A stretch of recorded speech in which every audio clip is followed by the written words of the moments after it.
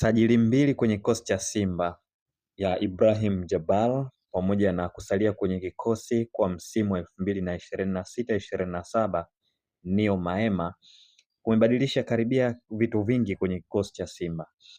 Huenda Simba ingecheza na 4-1-4-1 kwa msimu huu kama ambavyo alivyocheza kocha Steve Barker kwenye mashindano ya Kombe la Kagame. Mechi 4 ambazo amecheza kwenye Kombe la Kagame, moja kati ya sifa ambazo zilikuwa zinaonekana kwenye kikosi chake ni kucheza na umbo lenye mabeki wanne, kiungo mmoja mkabaji, viungo wanne wa ushambuliaji na mshambuliaji mmoja au force number 9 kwenye eneo la mbele.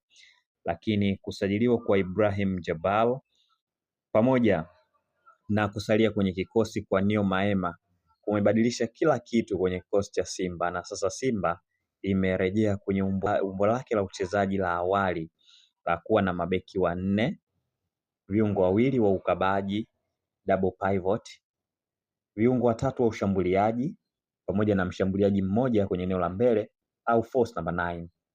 Mshambuliaji mmoja mbele ni Ibrahim Dumbia au force number 9 Elim Panzu ambaye mpaka sasa ameshatumika kwenye mechi mbalimbali za klabu ya Simba. Lakini viungo wawili ni Yusuf Kagoma pamoja na Neo Maema au Ibrahim Jabal na Neo Maema. Hiyo ni kutokana na kuhitaji balance zaidi kwenye kikosi. Ibrahim Jabal ni mpiga pasi mzuri kutoka kwenye eneo la chini, lakini ni yule ambaye anaweza kutengeneza pressure ya mpinzani kufyonzwa kwenye eneo la kiungo, kwa maana tunaweza kusema ni pressing resistant midfielder. Ukiweza kumpress anaweza kuitoka press yako kirahisi kutokana na uwezo wake mzuri wa kupiga pasi, lakini pia kuathiri mchezo kutoka kwenye eneo la chini. Neo Maema ni mchezeshaji pia kwenye eneo la chini, utulivu na upigaji wa pasi sahihi kwenye eneo la chini, wakati Yusuf Kagoma ni mkabaji zaidi. Kukosekana kwa hawa watu wawili, huenda Simba ingepata changamoto ya kuwa na viungo wanne wa ushambuliaji. Hapa ndo tungelazimika kumwona Anise Oura, Keleso Mahalwa, Cletus Chota Chama na Libasa Gay wakisimama nyuma ya either Elim Panzu au Ibrahim Dumbia katika kuhakikisha timu inakuwa na kiungo mmoja wa ukabaji.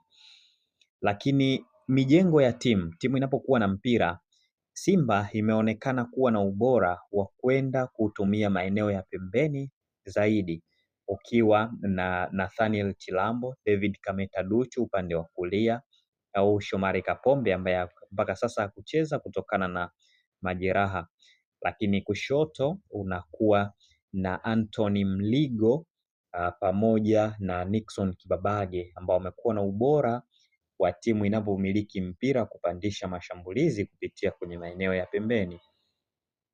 Nyuma unabaki na golikipa Jibrila Kasali au Hussein Abel ambao wanakuwa katikati ya Rushin De Rock na Ismail Toure wanaotanua zaidi kwenye maeneo ya pembeni na kutengeneza watu watatu timu inapokuwa ikifanya build up ama kuitoa kwenye eneo la chini. Na umeonekana kuwa na uwezo mzuri wa kukabia kwenye eneo la juu, kukabia kwenye high line, na hapo kwenye high line ndiko kunakomsukuma mpinzani kwenye zoni yake, kupunguza njia za mianya na kuwa compact zaidi kwenye eneo la kiungo, huku mpinzani akipata nafasi ya kucheza kwenye eneo dogo zaidi la uwanja, wakati wao wakiwa wamedevelop mbinu ya kucheza kwenye maeneo mengi ya uwanja, kitu ambacho kinawafanya kuwa na ubora wa kucheza hata kwenye maeneo finyu kutokana na wasifu wa wachezaji waliokuwa nao. Kwenye maeneo ya pembeni kunatengenezwa kitu kinachoitwa either offensive overloads au defensive overloads. Offensive overloads inatengenezwa kutokana na mzigo mzito wa watu wawili kwenye maeneo yote mawili ya pembeni. Upande wa kushoto Nixon Kibabage na Anise Oura wamekuwa overload beki wa upande wa kulia wa timu pinzani au wakiwa overload mawinga na kutengeneza 1v1 beki dhidi ya Anise Oura, wakati winga wa timu pinzani dhidi ya Nixon Kibabage. hiyo ni 1v1, unatengenezwa kwenye maeneo ya kushoto mwa uwanja. Lakini upande wa kulia mwa uwanja ni Libasa Gay dhidi ya beki wa timu pinzani, hiyo ni 1v1. Lakini pia upande wa David Kameta Duchu au Nathaniel Chilambo ni 1v1 dhidi ya winga wa timu pinzani na kumzuia asiende zaidi kwenye maeneo ya mbele. Lakini pia inawezekana ikatengenezwa defensive overloads ya 2 dhidi ya 1. Ni Kameta Duchu pamoja na Libasa Gay, ni watu wawili dhidi ya mtu mmoja kwenye eneo la kiungo.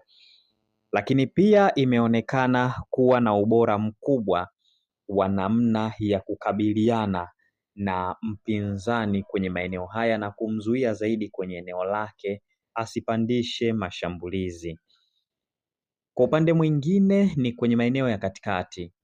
Maeneo ya katikati yameonekana kuwa na Ibrahim Jabal, Neo Maema, Yusuf Kagoma. Kagoma ni mkabaji zaidi na juu ya Rushen De Rock na Ismail Toure. Wakati huo kwenye maeneo ya katikati, pasi za funguo zinazopigwa na Ibrahim Jabal zimekuwa zikisaidia moja kwa moja kwenda kwa Clatous Chota Chama kwenye maeneo ya katikati, lakini pia kumtafuta Elim Panzu ambaye majukumu yake zaidi ni kufanya mikimbio ya uongo, decoy movements au blindside movement ambazo zimekuwa zikiwafanya mabeki wawili wa katikati wa timu pinzani washindwe na kuwa na maswali magumu juu ya mtu yupi sahihi ambaye hasa wanatakiwa kumkaba kwenye zoni nambari 14, kwa sababu kitendo cha beki wa timu pinzani na kutojua mtu yupi sahihi wa kumkaba kimekuwa kikitengeneza faida kwa upande wa Simba.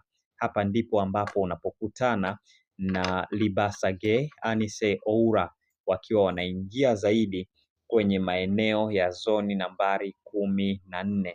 Hiyo ni kutokana na mikimbio ambayo Elim Panzu amekuwa akiifanya kwenye eneo la mbele.